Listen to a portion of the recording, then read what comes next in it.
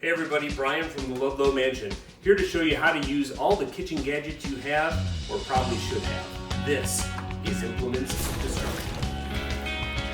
So today, I'm actually not going to talk about knives, which I will do at some point. I'm going to talk about knife sharpeners.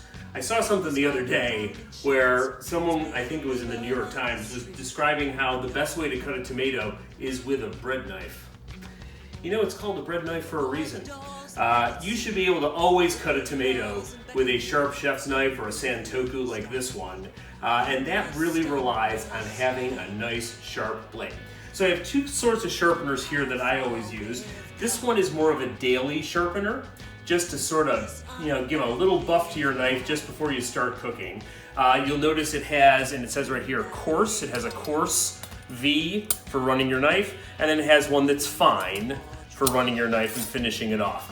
10 pulls on this, on the coarse side, and then 10 pulls on the fine side. As long as you're already dealing with a relatively sharpened knife, will help give you that nice little touch of sharpness just before you start cooking.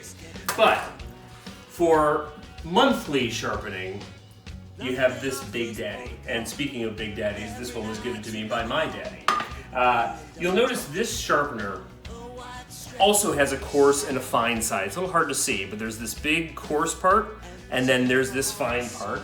It also comes with sharpening oil, which is this stuff, easy to get. You put a couple drops on there, and with knife sharpening, you always pull the knife, okay? You're always trying to get the sharpening coming away from the edge of the blade, away from the edge of the blade. It also makes that great sharpening sound, like so. Okay, and then again, pulling away from the blade on the other side. Like this. When you've done enough coarse sharpening like this, you flip it, you go to the fine side, a little more oil,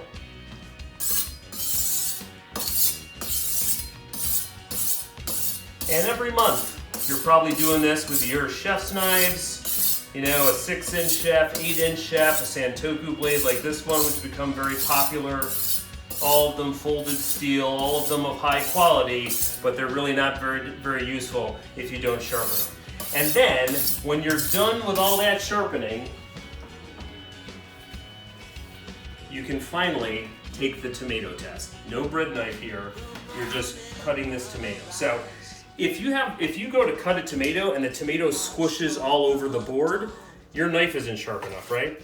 Whereas with this knife, I am able to cut through this tomato without much of a problem because I sharpened it, all right? Knife sharpeners, a really important kitchen gadget. Don't forget to follow us, comment, and like below. And as always, listen to the Ludlow Mansion on Spotify or wherever you hear new music.